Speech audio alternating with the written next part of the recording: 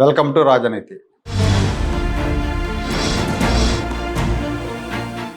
Jaganmohan Reddy మావిగన్ versus Amaravati అనటం, మావిగన్ని ఎన్నికల అజెండాగా ప్రకటించడాన్ని చాలామంది మతిలేని చర్యగా లేదా జగన్ మానసిక స్థితి సరిగా లేదని అనుకుంటున్నారు.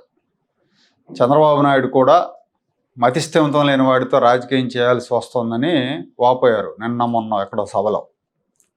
అయితే జగన్ మానసిక స్థితి సరిగా లేదనుకుంటే అంతకు మించిన అవివేకం ఉండదని ఆంధ్రజ్యోతి ఎండి రాధాకృష్ణ గారు వీకెండ్ కామెంట్లో పేర్కొన్నారు. పేపర్లు అయితే కొత్త పలుకులో రాశారు. జగన్ పిచ్చోడని అనుకుంటే అంతకంటే తెలుగు తక్కువతనం లేదని, ఒక పెద్ద కుట్రతోనే మావిగన్ అజెండాని ప్రకటించారని రాధాకృష్ణ చెప్పారు. ఆ కుట్రలు ఏంటో ఆయన మెన్షన్ చేయలేదు, కానీ జగన్మోహన్ రెడ్డి 3 రాజధానుల ప్రతిపాదనను జనం తీవ్రంగా తిరస్కరించిన తర్వాత అమరావతిని ఏదో ఒక విధంగా దెబ్బతీయాలన్న కుట్రతోనే మావిగన్ని తెర మీదకి తెచ్చాడు.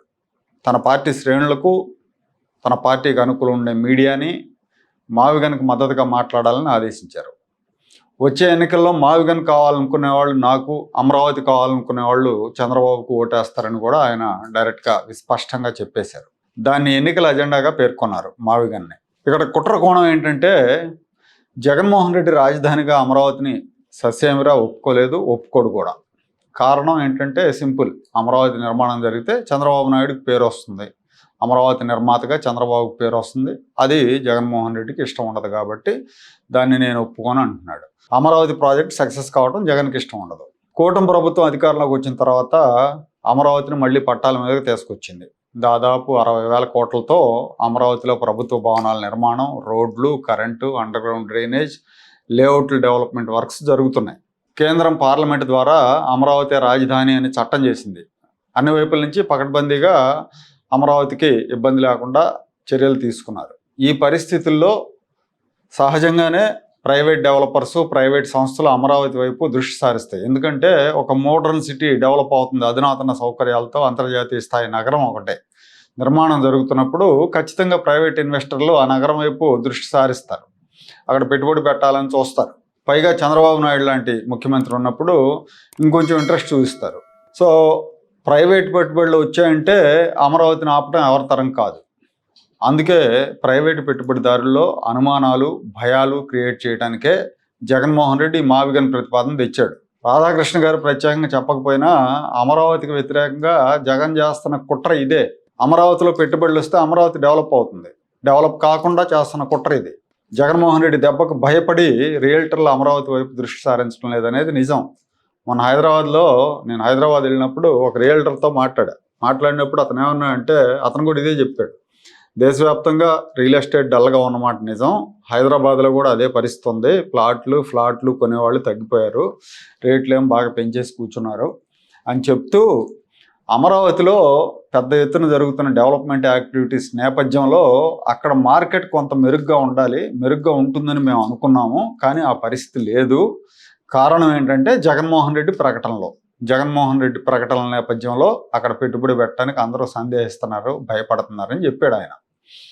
ఆ రకంగా జగన్మోహన్ రెడ్డి అమరావతిలో మార్కెట్ రైజ్ కాకుండా, ప్రైవేటు పెట్టుబడులు రాకుండా మావిగన్ కుట్రలు చేస్తున్నాడు. తాను వస్తే అమరావతిని కొనసాగించడం రాజధానిగా అని చెప్పడం ద్వారా పెట్టుబడిదారుల్లో, అమరావతి రైతుల్లో భయాన్ని క్రియేట్ చేస్తున్నాడు. ఇది ఒక బాధ్యత కలిగిన రాజకీయ నాయకుడు చేయాల్సిన పని కాదు. బాధ్యత కలిగిన నాయకుడు ఎవరైనా కానీ రాష్ట్రం అభివృద్ధి చెందాలి, రాష్ట్రానికి రాజధాని కావాలని కోరుకుంటాడు. జగన్మోహన్ రెడ్డి వినాశనకరమైన రాజకీయ నాయకుడు కాబట్టి అమరావతిని ఎట్టి పరిస్థితులు యాక్సెప్ట్ చేయను, అమరావతిని సక్సెస్ కానివ్వని అంటున్నాడు.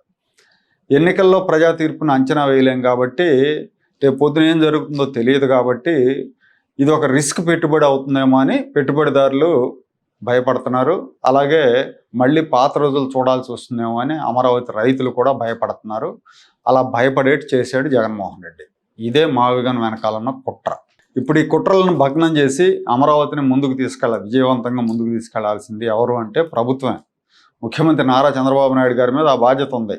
కానీ ప్రభుత్వం వైపు నుంచి కూడా ప్రైవేట్ పెట్టుబడిదారులు ఆకర్షించే ప్రణాళిక లేదనిపిస్తూ ఉంది, అమరావతిని ప్రమోట్ చేయట్లేదేమో అనిపిస్తూ ఉంది.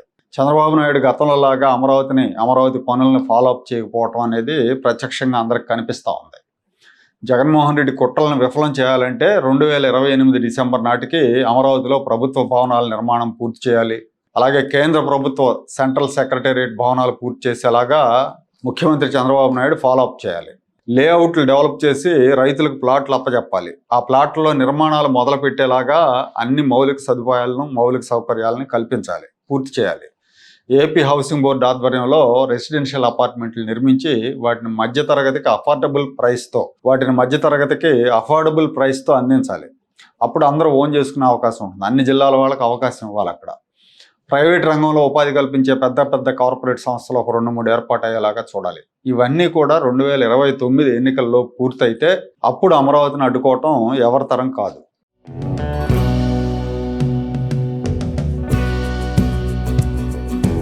Like, share and subscribe to Rajaniti channel.